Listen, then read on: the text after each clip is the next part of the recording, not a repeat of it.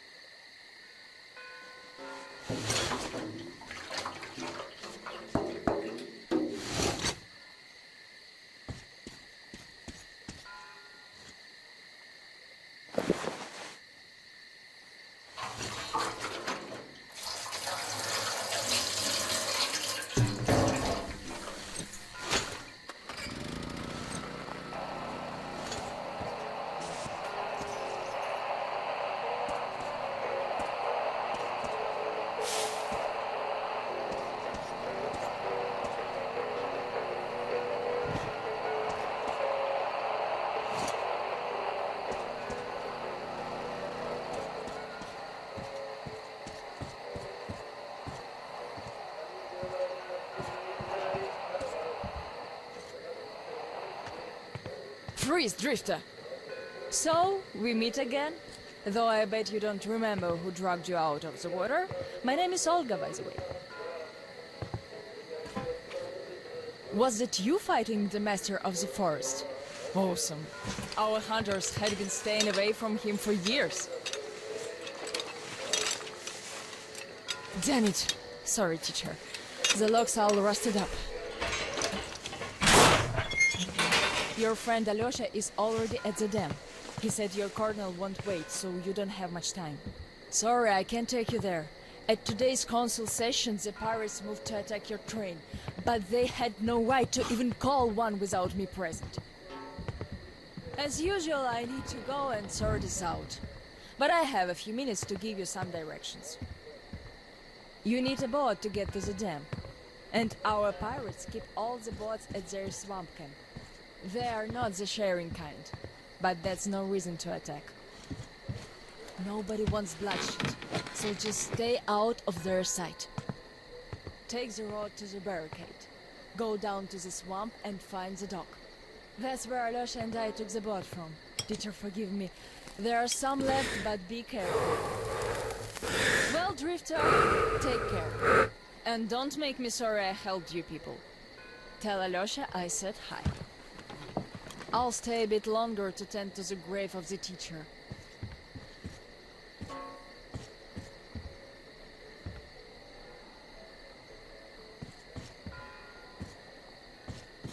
Decided to relax a bit before the trip. That's a good idea.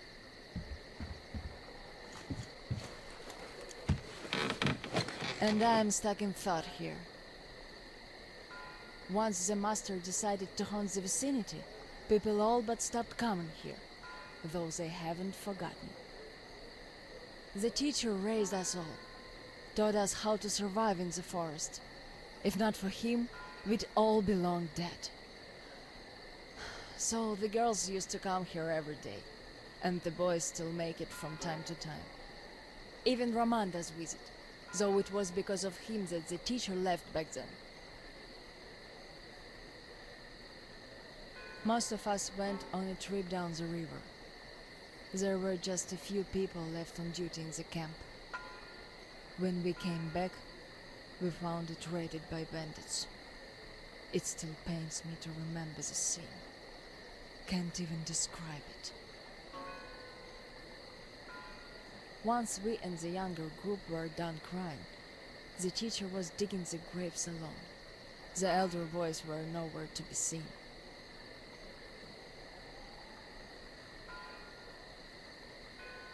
We helped the teacher with burying ours.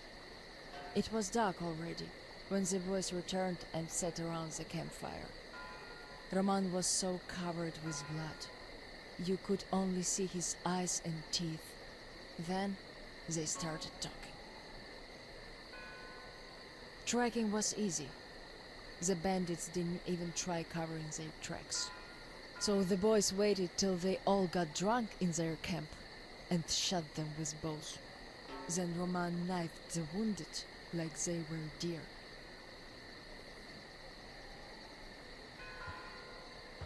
The teacher just sat there listening. I can still see his chin tremble. And he didn't say anything. Anything at all. They understood what he meant anyway.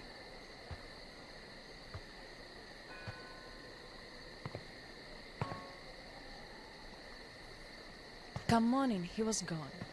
To this church. At first he wouldn't speak to anyone, but us girls kept checking up on him, just to bring him some berries, or ask for advice, and gradually he started speaking to us. Still he was like a different man, so distant.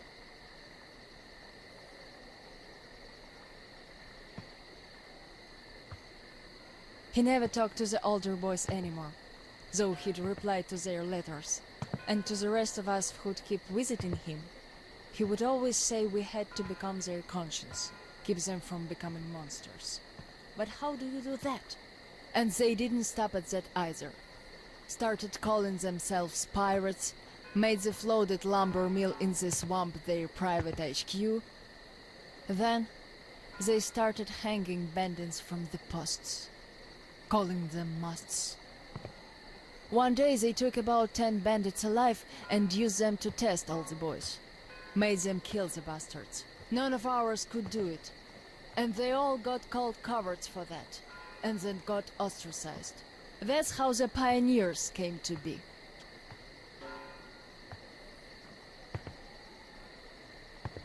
Of course, they all calmed down by now. They are talking to each other, at least. But back then, only Luda and I could speak for the teacher at the council meetings.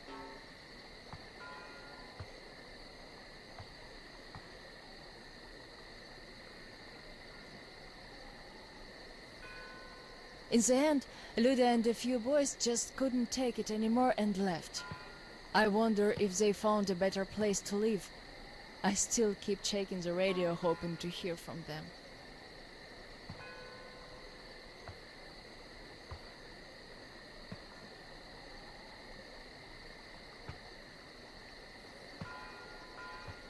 The teacher hoped too, but that hope didn't last long.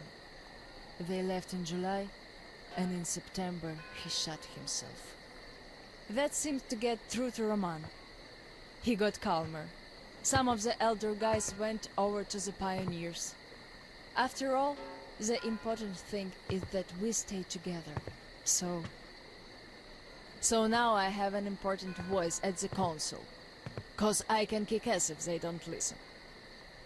And not just because they're not supposed to hurt girls. A fair fight is a fair fight. Thing is, the only one I lost to in a fair fight was Roman. And even then, I gave him a blue eye he had to wear for a week. That earned his respect. The one I had the most trouble with was the Admiral. He was Roman's right-hand man. Wouldn't leave the lumber mill no matter what. Kept saying we must defend it, if we don't want the mutants to eat the whole valley. But the radiation levels kept climbing there. Roman checked it with the counter himself. So at one council meeting, Roman and our instructors had everyone vote against the Admiral, and the pirates went on to build a new fort near the shore, where it's still okay to stay. The Admiral would have none of that, so he and his most hardcore flunkies stayed at the mill. I never heard from them again. Radiation's not to be played with. The teacher didn't warn us all for nothing. So now, without the Admiral, there is nobody who'd dare give me any trouble in the council. I'll put a leash on them tonight, all right. Don't you worry. I just need some time to gather my thoughts. I don't like politics, really. You could listen to the teacher's diary if you like. He kept recording it, as if he knew. Yes, I must have heard it 100 times already, and still, we let him down. We really did.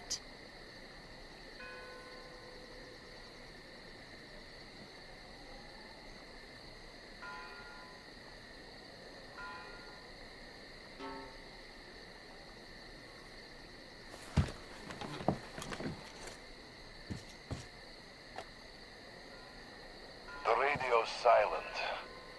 My last hope for giving them a positive goal, leading them out of this forest dead end, was a complete fluke. Where did I go wrong? How could these great, talented, active, brave, honest, friendly children who would actively seek justice turn into monsters? Sure, I'm no Pestalozzi, but I did all I could. And even more, I gave them all my soul, my life. And what did that result in? A society of shut-ins who only respect strength and are no less cruel than the bandits they fight. Yes, some of them kept their purity, shrugged off the bad influence, and ended up leaving. I gave them all the fuel I had. But how few they were.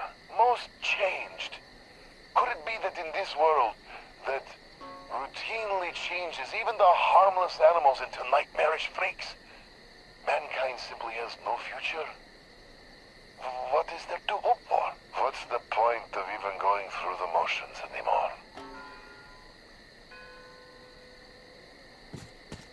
Well, at tonight's council session, I'm going to remind them all what the teacher thought in the end. I'll give them a piece of my mind. Did the teacher save us all so that we could just attack people? Defending ourselves is one thing, but attacking, they can't deny that, and we'll have to stand down. Those pirates. Oh, boys.